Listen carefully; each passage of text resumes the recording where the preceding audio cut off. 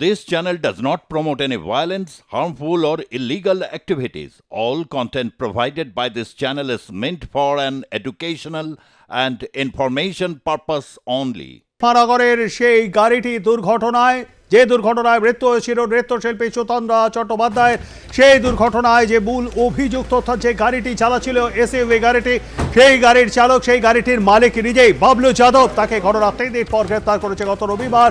এই দুর্ঘটনায় মৃত্যু হয়েছিল সুতন্দ্রা চট্টোপাধ্যায়ের, এরপর আজকে তাকে গ্রেপ্তার করলো পুলিশ। WP40801974 ঘাতক সেই এসইউভি সাদা গাড়িটি, তার সামনেই রয়েছেন আমাদের প্রতিনিধি সুভাষ। কি ছবিটা এই মুহূর্তে দেখতে পাচ্ছ কাঁকসা থানার সামনে?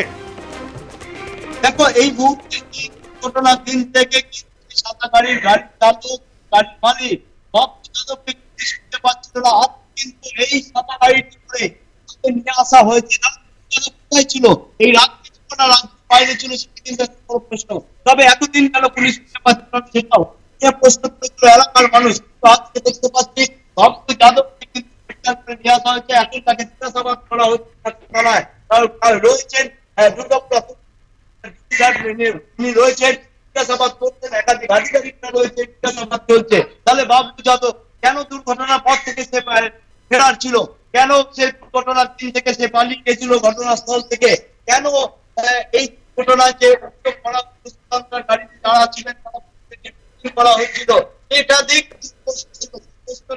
এবার মিলবে, সেটাই কিন্তু বাকি রয়েছে এলাকার মানুষ। কারণ হচ্ছে যেই দিন থেকে গাড়িতে ছিলেন চালক তারা ছবি করছিলেন যে যাদবের গাড়ি থেকে করা হচ্ছিল, তাহলে কি বাবলু যাদব একাই ছিলেন না তার সাথে আরো অনেক ছিলেন? সব কিন্তু এবার প্রশ্ন উঠবে। কারণ এই পুলিশ আধিকারিকরা বাবলু যাদবকে জিজ্ঞাসাবাদ করা হচ্ছে যে প্রথম হচ্ছে এতদিন সে কোথায় কাটা এই কাজ না, রাজ্যের বাইরে সে পালিয়ে গেছিল এবং তার কি উদ্দেশ্য ছিল, কেন সে পালিয়ে গেছিল, একাধিক হয়তো সেই সেটা হয়তো এবার প্রকাশ্যে আসবে। অবশ্য পুলিশ একদমই অনেকগুলি প্রশ্ন কিন্তু উঠছে। তার কারণ হচ্ছে যেদিনকে দুর্ঘটনা ঘটে অর্থাৎ রবিবার দিন, তারপরে কিন্তু তার ঘটনার 24 ঘন্টার মধ্যে আসানসোল দুর্গাপুর পুলিশ কমিশনারের তরফ থেকে জানানো হয়েছিল কোনো ইফটিজিং এর ঘটনা হয়নি, নিছকই রেষারেষি জেরে এই দুর্ঘটনা, এর বাইরে আর কোনো ঘটনা হয়নি। এরপরেই কিন্তু তার 24 ঘন্টার মধ্যে অনিচ্ছাকৃত খুনের অভিযোগ দায়ের করে মামলা রুজু করে পুলিশ এবং হন্যে হয়ে খুঁজতে থাকে এই ঘটনায় ওই যে সাদা রঙের এসইউভি গাড়িটি WP40801974 এই গাড়িটির মালিক বাবলু যাদবকে, যে বাবলু যাদবের বাড়ি পানাগড় বাজারের কাছে এবং যে বাবলু যাদব গাড়ির যন্ত্রাংশ বিক্রির ব্যবসায়ী আর কি। তারপরে কিন্তু তাকে খুঁজে পাওয়া যাচ্ছিল না কোনো রকমভাবেই, নাকে পুলিশ খুঁজে পাচ্ছিল না। শেষ পর্যন্ত তাকে গ্রেপ্তার করেছে পুলিশ, নিয়ে আসা হয়েছে কাঁকসা থানায়। আর কিছুক্ষণ মধ্যেই তাকে দুর্গাপুর আদালতে পেশ করা হবে। কিন্তু প্রশ্ন হলো এই সময়টার মধ্যে কোথায় লুকিয়েছিলেন এই বাবলু যাদব, কি বলছে পুলিশ? সুভাষ, দেখো এখনো পর্যন্ত তাকে জিজ্ঞাসাবাদ করা হচ্ছে। জিজ্ঞাসাবাদ করার পরেই হয়তো জানা যাবে যে বাবলু যাদব কোথায় লুকিয়েছিল। কারণ আমরা দেখতে পেয়েছিলাম ঘটনাস্থলে একাধিক আধিকারিকরা কিন্তু এই তদন্তের নামে গোয়েন্দা দপ্তর থেকে আজকে দেখলাম যে ফরেন্সিক দপ্তরে অভিযানে নেমেছিলেন এবং সম্পূর্ণ গাড়ির কিন্তু পূর্ণাঙ্গ তদন্ত করছিলেন। সেখানে দাঁড়িয়ে বাবলু যাদব ছিল কিন্তু একটা বড় বিষয়। কারণ হচ্ছে ঘটনা থেকে বাবলু যাদব ছিলেন। অবশেষে 3 দিন পর তাকে গ্রেপ্তার করে নিয়ে আসা হয়।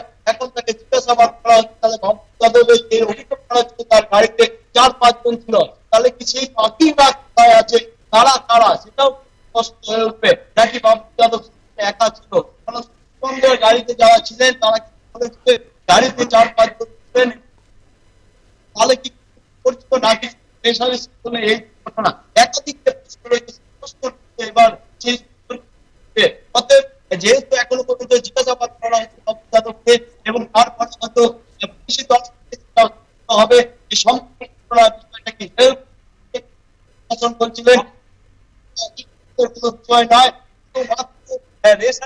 এই ঘটনা ঘটেছে। এখন দেখার বিষয় হচ্ছে যে বাবলু যাদবকে জিজ্ঞাসাবাদ করার পর কি উঠে আসে, এই যে ঘটনা ঘটেছে সেই ঘটনার কি উঠে আসে। একদমই তাই ধন্যবাদ আমাদের সঙ্গে থাকবার জন্য। পরিস্থিতির উপর নজর রাখো সুভাষ, আবারও পরবর্তীকালে তোমার সঙ্গে আমরা যোগাযোগ করব। কথা বলছিলাম প্রতিনিধি সুভাষ দাসের সঙ্গে, এবং তার থেকেই শুনলেন এই মুহূর্তে কাঁকড়া থানায় জিজ্ঞাসাবাদ করা হচ্ছে ধৃত বাবলু যাদবকে।